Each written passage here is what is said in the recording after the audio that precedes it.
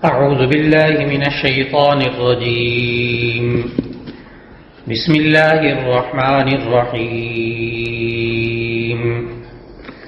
لا يحب الله الجهر بالسوء من القول إلا من ظلم وكان الله سميعا عليما صدق الله العظيم۔ خلاصہ قرآن حکیم کے سلسلے میں آج پارہ نمبر 6 کی تلاوت شروع ہوئی اور اس کا خلاصہ ذکر کیا جا رہا ہے۔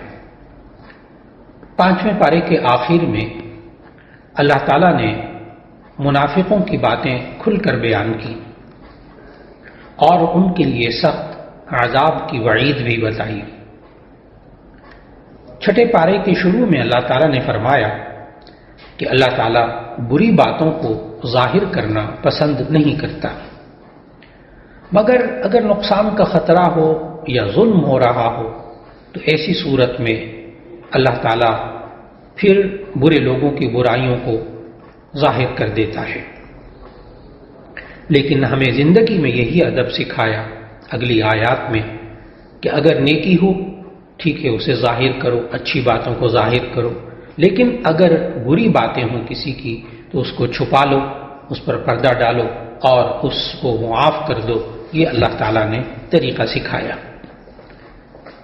پھر اس کے بعد پہلے 6 پارے کے اندر سب سے پہلے منافقین کی مذمت کے بعد یہود کے جرائم کا ذکر ہوا، اور یہود کے جرائم میں سے اللہ تعالیٰ نے یہ جرم بھی ذکر کیا کہ انہوں نے حضرت عیسیٰ علیہ السلام کو قتل کرنے کا ارادہ کیا، لیکن اللہ تعالیٰ نے ان کی حفاظت فرمائی اور انہیں باعزت طریقے سے آسمانوں پر اٹھا لیا۔ پھر اس کے بعد یہود کے بعد اللہ تعالیٰ نے نصارہ کا ذکر کیا، جن کا ایک غلط عقیدہ بھی اللہ تعالیٰ نے بتایا کہ یہ 3 خدا مانتے تھے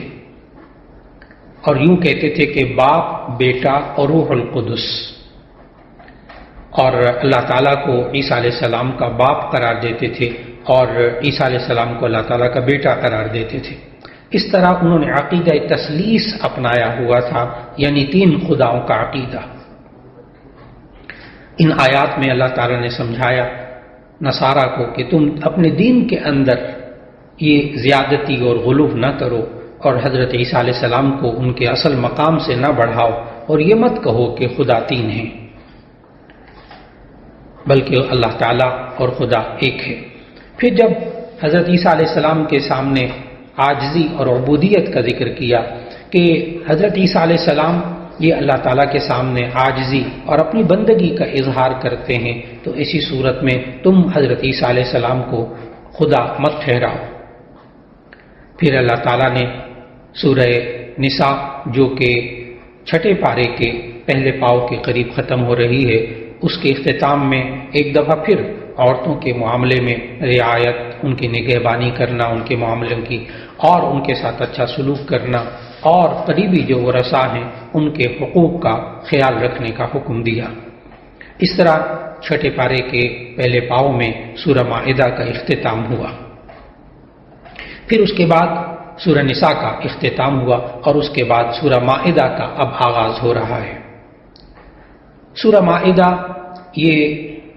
ترتیب توقیفی کے اعتبار سے 5ویں سورت ہے، یعنی قرآن مجید میں جو ترتیب چل رہی ہے اس اعتبار سے یہ سورت نمبر 5 ہے،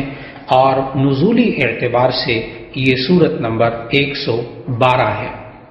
آپ کو فوراً اندازہ ہو گیا ہوگا کہ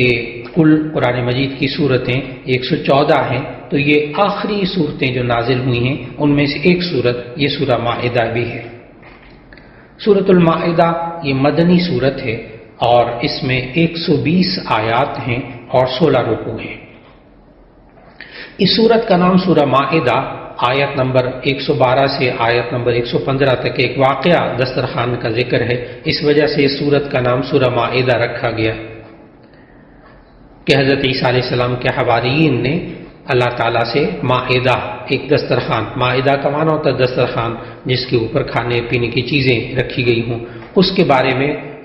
دعا کی تھی کروائی تھی کہ اللہ تعالیٰ ہم پر یہ مائدہ دسترخوان نازل کر دے، اس لیے اس سورت کا نام سورہ مائدہ رکھا گیا۔ اور یہ سورت ایک اہم سورت ہے جس میں اللہ تعالیٰ نے احکامات کا ذکر کیا، اور وہ احکامات جن کا ہماری زندگی سے بڑا گہرا تعلق ہے۔ اس سورت کی ابتدا میں اللہ تعالیٰ نے حکم دیا، یا ایھا الذین آمنوا اوفوا بالعقود، اے ایمان والو اپنے عہد کو، اپنے عقد کو پورا کرو، جو تم نے کسی سے وعدہ کیا وہ پورا کرو۔ اگر تم نے اللہ سے وعدہ کیا ہے تو اس کو پورا کرو، اگر انسان کا انسان سے کوئی وعدہ معاہدہ عقد ہوا ہے تو اسے پورا کرو۔ پھر اللہ تعالیٰ نے تمام احکام کے لیے ہمیں جتنے بھی عقود ہوتے ہیں، معاملات ہوتے ہیں، ان میں اللہ تعالیٰ نے اپنے وعدے کو پورا کرنے کا حکم دیا۔ خرید و فروخت کا معاملہ ہے، شرکت کا معاملہ ہے، کسی اجارے اور کرائے کا معاملہ ہے، نکاح کا معاملہ ہے، یہ اللہ تعالیٰ نے ہمیں پورے تمام معاملات کی باتیں اس صورت کے اندر سمجھائیں۔ اور پھر اس کے بعد سورہ مائدہ کے آغاز میں پہلے رکوع کے اندر اللہ تعالیٰ نے ہمیں یہ بھی سمجھایا کہ وَتَعَاوَنُوا عَلَى الْبِرِّ وَالتَّقْوَىٰ وَلَا تَعَاوَنُوا عَلَى الْإِثْمِ وَالْعُدْوَانِ۔ اللہ تعالیٰ نے زندگی کا ایک بڑا سنہرا اصول سکھایا کہ نیکی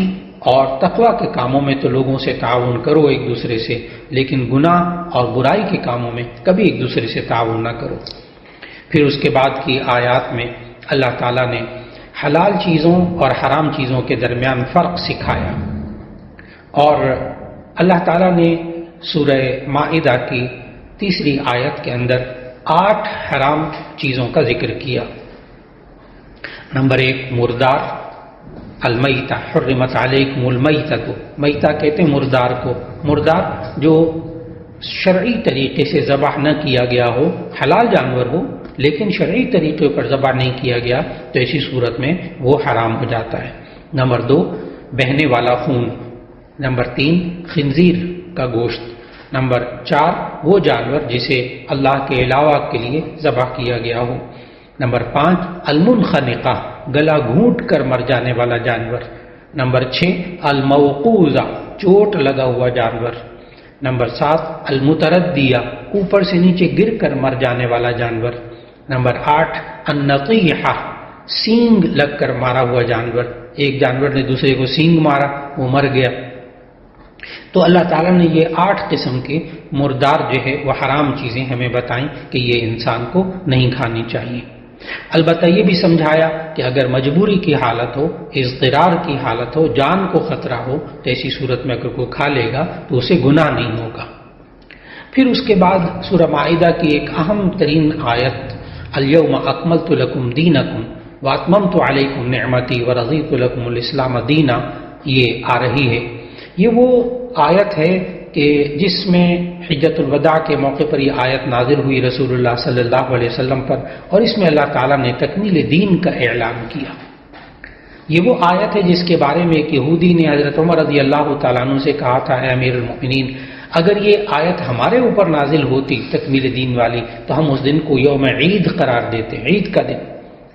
حضرت عمر رضی اللہ تعالیٰ نے جواب دیا، میں اس دن کو بھی جانتا ہوں اور اس گھڑی کو بھی جانتا ہوں جب رسول اللہ صلی اللہ علیہ وسلم پر یہ آیت نازل ہوئی۔ وہ عرفہ کی شام اور جمعے کا دن تھا، گویا کہ اس دن ہماری 2 عیدیں تھیں۔ پھر اللہ تعالیٰ نے سورہ مائدہ کے اندر حلال اور حرام بیان کرنے کے بعد یہ بھی فرمایا کہ اللہ تعالیٰ نے یہ ایمان والوں پر احسان کیا ہے۔ پھر اس کے ساتھ ساتھ جانوروں کے ذریعے شکار کرنے کے احکامات بھی اللہ تعالیٰ نے سکھائے کہ تم نے ان کو سدھایا ہوا ہو، تم بسم اللہ پڑھ کر اس کو چھوڑو، وہ تمہارے لیے پکڑ کر لے کر آئیں، شکار کر کے لے کر آئیں،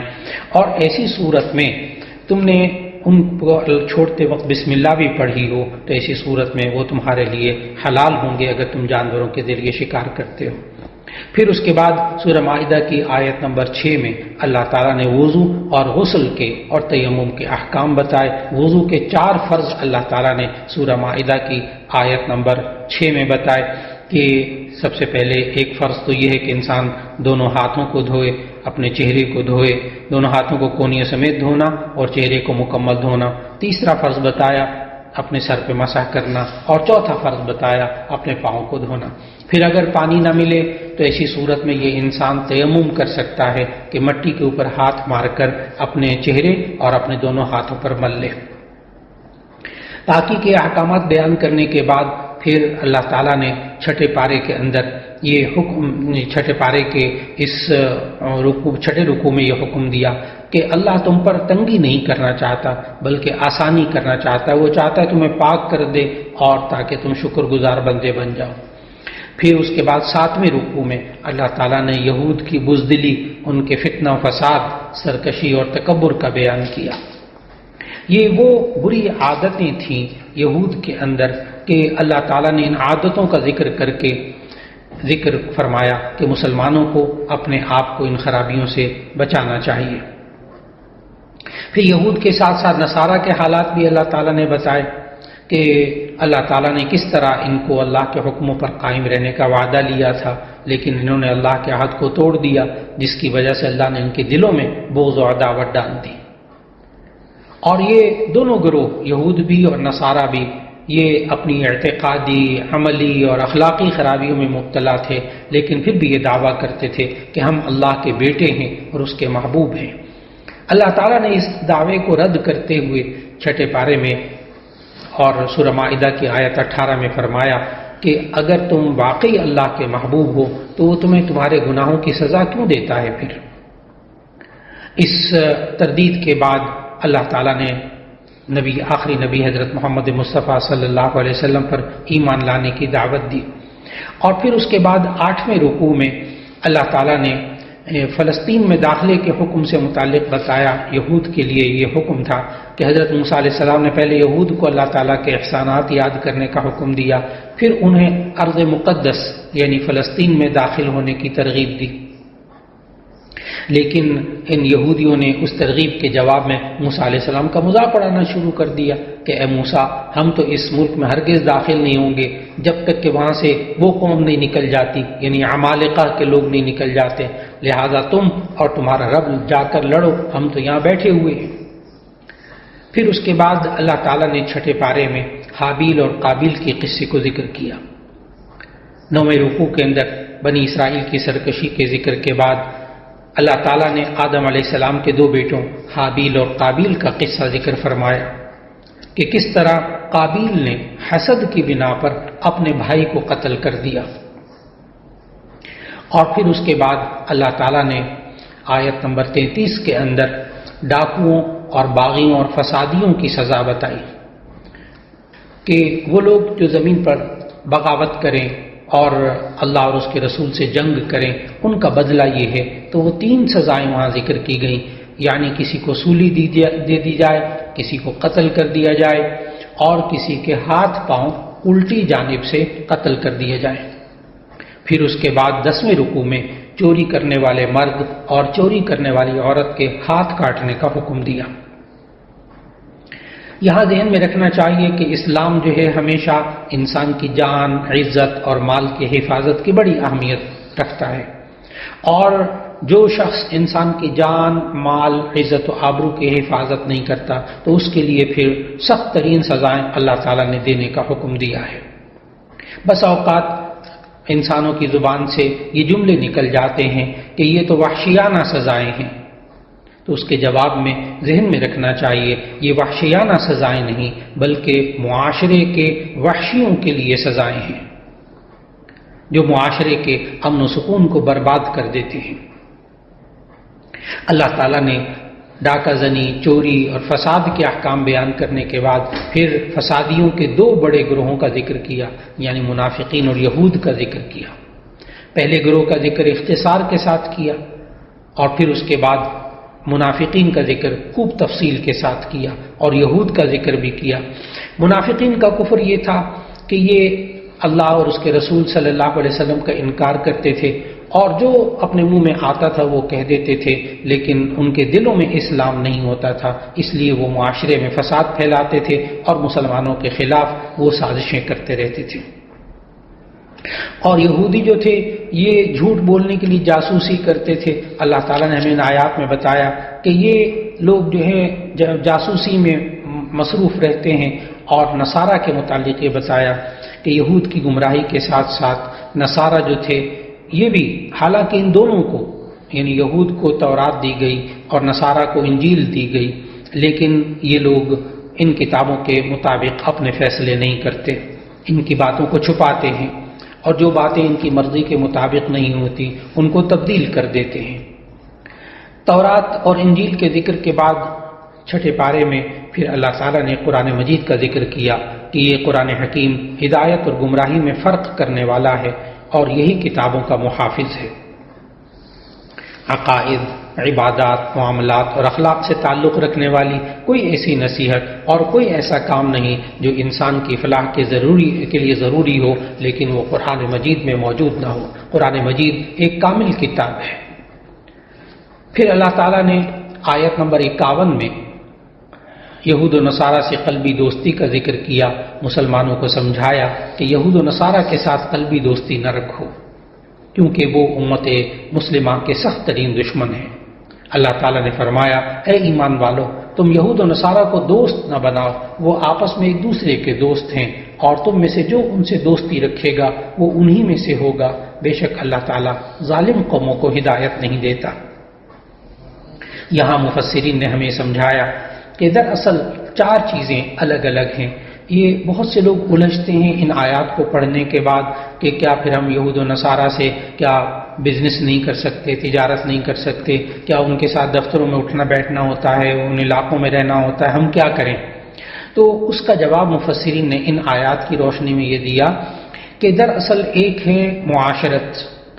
ایک ہے معاملات، ایک ہے مواسات، ایک ہے موالات۔ ان 4 لفظوں کو سمجھ لیا جائے تو یہ الجھن دور ہو جاتی ہے۔ ہم جب قرآن و سنت کا مطالعہ کریں تو ہمیں معلوم ہوا کہ ہم یہود و نصارہ کے ساتھ، کفار کے ساتھ ہم معاشرت رکھ سکتے ہیں، رہنا، سہنا، اٹھنا، بیٹھنا، کھانا، پینا، اگر وہ حلال ہو تو ہم کر سکتے ہیں۔ معاشرت کی اجازت ہے غیر مسلموں کے ساتھ۔ نمبر 2، معاملات کی اجازت ہے، لین دین کرنا، تجارت کرنا، یہ بالکل جائز ہے۔ اور اسی طرح 2 باتیں ہو گئی، معاشرت بھی جائز ہے، معاملات بھی جائز ہیں۔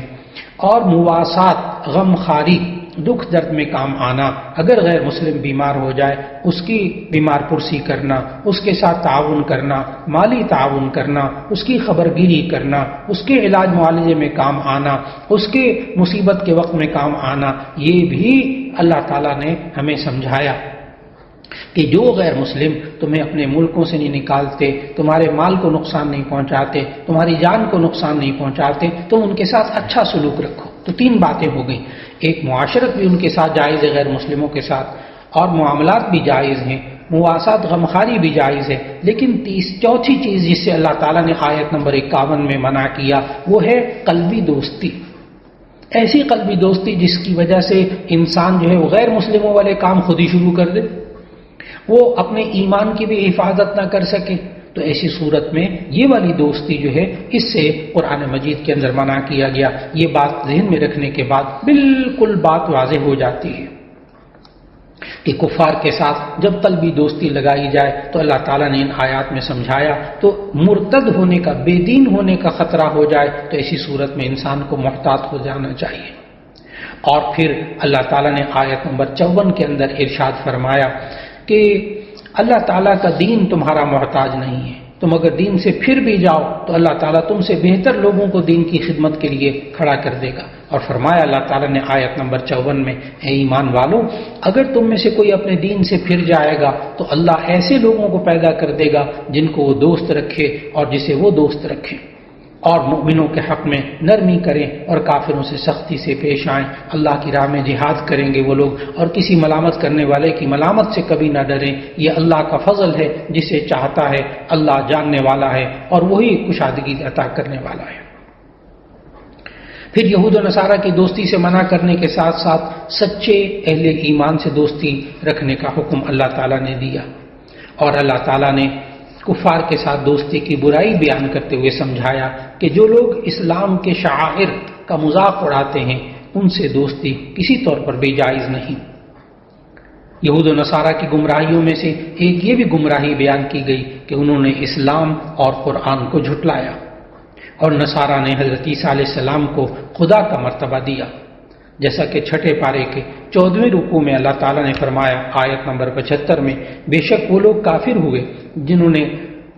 مسیح ابن مریم کو اللہ کہا، اور ان میں سے بعض نے کہ یہ کہا کہ وہ 3 میں سے تیسرا تھا۔ قرآن حکیم نے ان کے غلط نظریے کی تردید کرتے ہوئے فرمایا کہ مسیح ابن مریم اور ان کی والدہ دونوں کھانا کھاتے ہیں، ظاہر ہے کہ جو کھانا کھاتا ہے وہ انسان ہوتا ہے، وہ خدا نہیں ہوتا۔